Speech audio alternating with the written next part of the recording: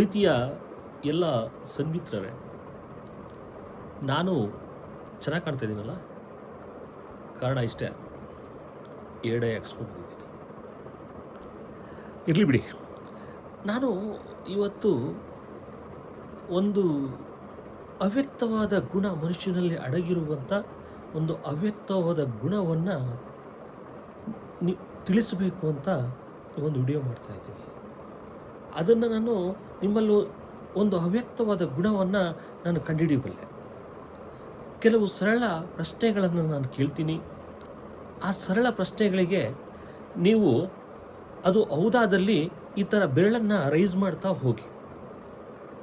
4 ಪ್ರಶ್ನೆಗಳ ನಂತರ ನಿಮ್ಮಲ್ಲೂ ಒಂದು ಅವ್ಯಕ್ತವಾದ ಗುಣ ಇದೆಯಾ ಇಲ್ವಾ ಅಂತ ನಾನು ನಿಮಗೆ ಹೇಳ್ತೀನಿ. ಆಯಿತಾ? ಕೇಳಲ ಪ್ರಶ್ನೆ? ಓಕೆ. ಮೊದಲನೇದಾಗಿ ಏನಪ್ಪ ಅಂತಂದರೆ, ನಾನು ನಿಮಗೆ ಪ್ರತ್ಯಕ್ಷವಾಗಿ ಪರೋಕ್ಷವಾಗಿ ಪರಿಚಯ ಇದ್ದೀನಿ ಅನ್ನೋದಾದರೆ ಬೆರಳನ್ನು ಹೀಗೆ ರೈಸ್ ಮಾಡ್ಕೊಳ್ಳಿ. ಆಯಿತು. ಒಂದನೇ ಪ್ರಶ್ನೆ. ಎರಡನೇ ಪ್ರಶ್ನೆ, ನಾನು ಒಂದು ಯೂಟ್ಯೂಬ್ ಚಾನಲನ್ನು ಮಾಡಿದ್ದೀನಿ ಅನ್ನೋದು ನಿಮಗೆ ಪ್ರತ್ಯಕ್ಷವಾಗಿ ಪರೋಕ್ಷವಾಗಿ ಗೊತ್ತಾಗಿದೆ ಅನ್ನೋದಾದರೆ ಮತ್ತೆ ನೀವು ಎರಡನೇ ಬೆರಳನ್ನು ರೈಸ್ ಮಾಡ್ಕೊಳ್ಳಿ. ಮೂರನೇದಾಗಿ ಇನ್ನೊಂದು ಪ್ರಶ್ನೆ ಏನಪ್ಪ ಅಂತಂದರೆ, ಯಾವುದಾದ್ರೂ ನನ್ನ ವಿಡಿಯೋ ನೀವು ನೋಡಿದ್ದೀನಿ ಅನ್ನೋದಾದರೆ ಮತ್ತೆ ಮೂರನೇ ಬೆರಳನ್ನು ರೈಸ್ ಮಾಡ್ಕೊಳ್ಳಿ. ಮತ್ತು ನಾಲ್ಕನೇ ಪ್ರಶ್ನೆ ಏನಪ್ಪ ಅಂತಂದರೆ, ವೆರಿ ಇಂಪಾರ್ಟೆಂಟು, ನನ್ನ ಒಂದು ಚಾನಲ್ಗೆ ನೀವು ಸಬ್ಸ್ಕ್ರೈಬ್ ಆಗಿದ್ದೀರಾ?